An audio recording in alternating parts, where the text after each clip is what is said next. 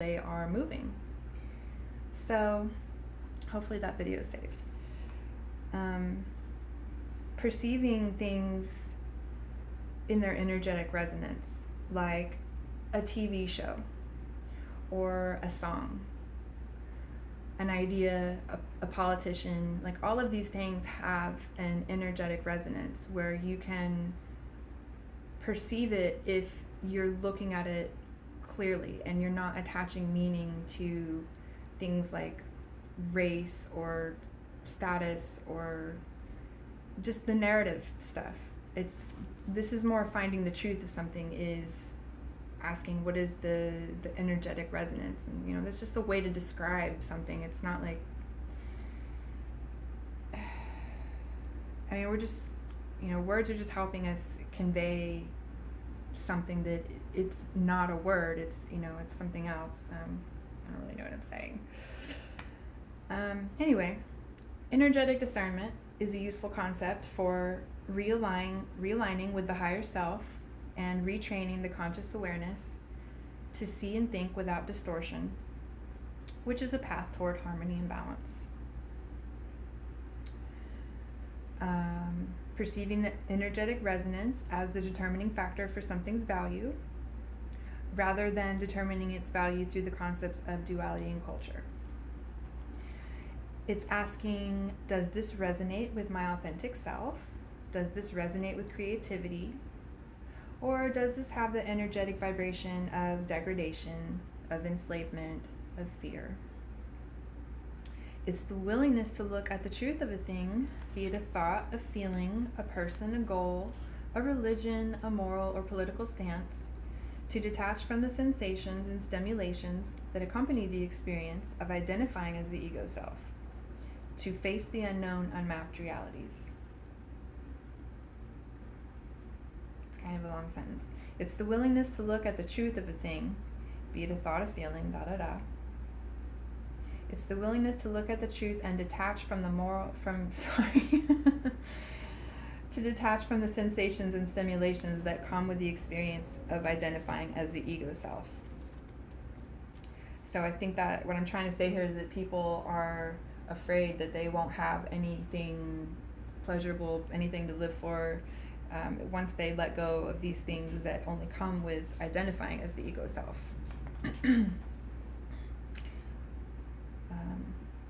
Like winning and owning and acquiring and dominating, things like that. Those are things that really only the ego does.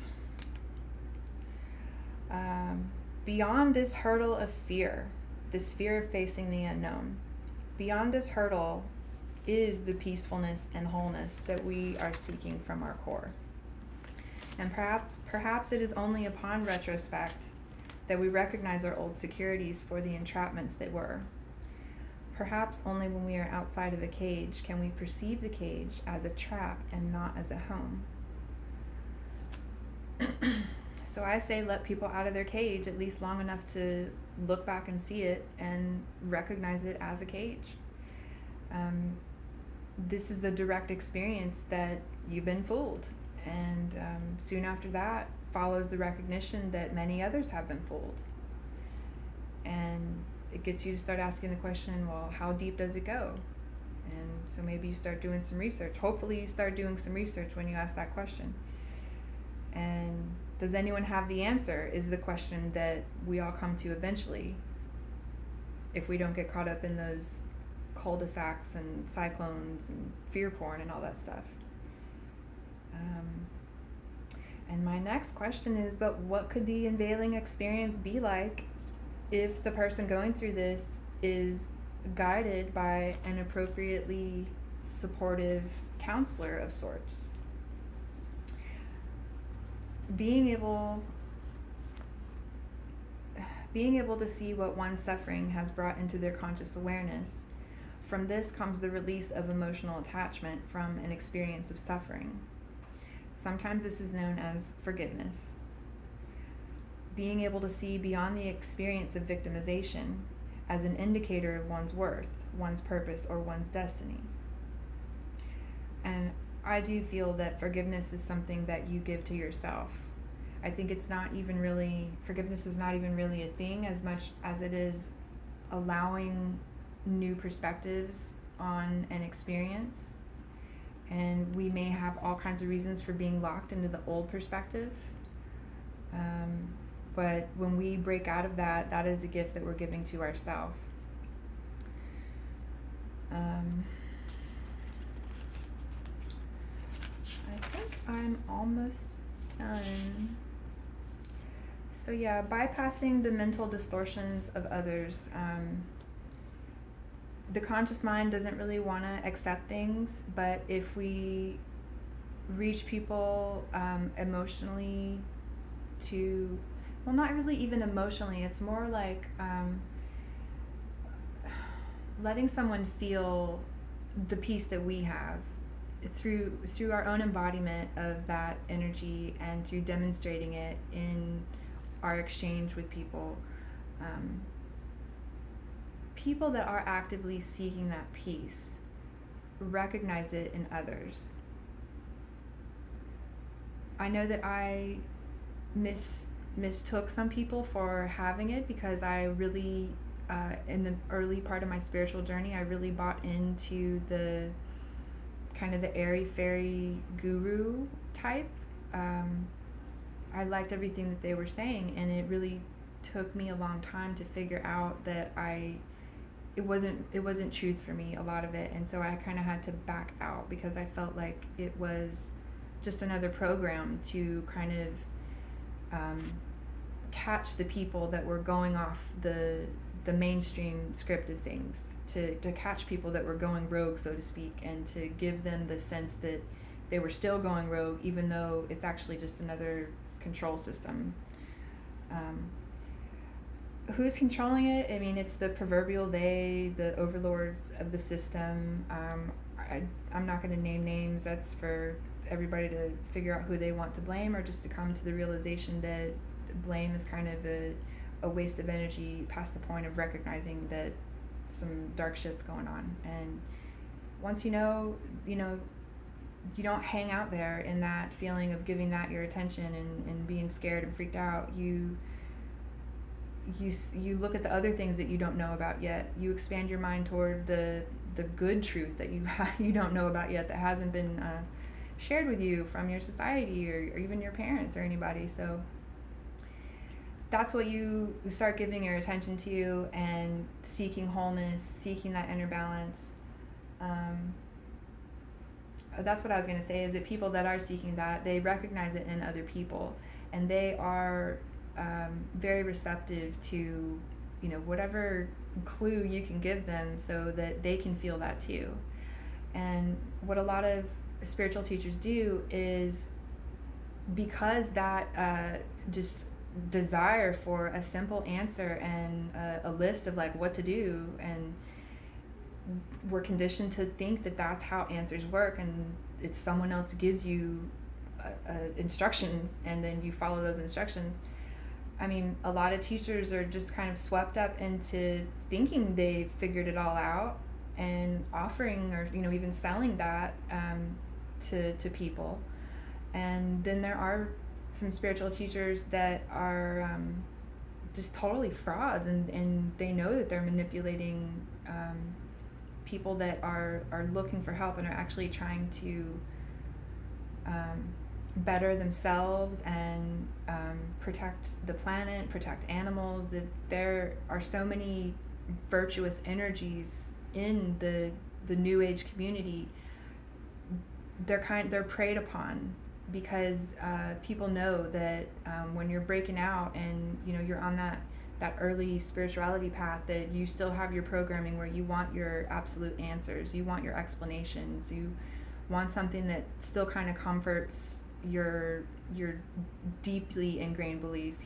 It doesn't shake you up too much, and it actually, the not so nice parts of the New Age spirituality kind of encourages you just to look away and not even be aware of a lot of stuff that's going on in the world. And like I said, no, you don't want to stay focused on that, but you do have to look at it long enough to recognize that something is going on.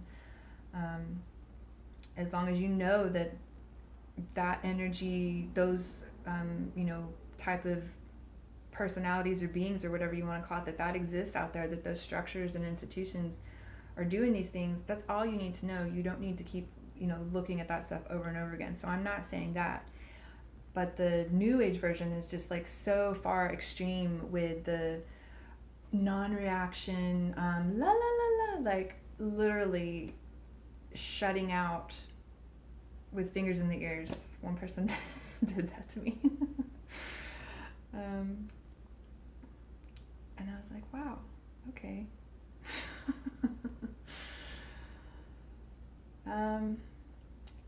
Obviously, when you cross someone's line, if they've got a mental distortion and you cross the line and you trigger something, you're pretty much blocked out. So we don't want to go there. We want to work with embodying the truth, being an example of that. That is the invitation to the person that's seeking it. When you're embodying that and someone comes to you and wants to know what's working for you, I would be doing a huge disservice to give them some simple list of do this meditation and eat this diet and read this book. Like, first of all, I would have no idea their individual situation and where they're coming from. I would need to sit down and talk to them and really just help them see their blind spots in a way. But that's not very simple. That's something that needs to be done delicately, because you're asking people to detach from everything that they know in a way. So when I'm having that kind of conversation with someone, I am avoiding triggering them. Now, I'm not avoiding confronting their illusions, but I'm not doing it in a direct way. I'm doing it in a way that I embody my own access to truth and my own way of seeing through the veils. And I don't try to put that on other people, and I definitely don't expect other people to act that way or feel that way or think that way.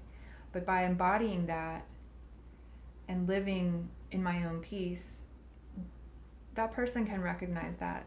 The person that's seeking the peace and the truth, they recognize that. And I think that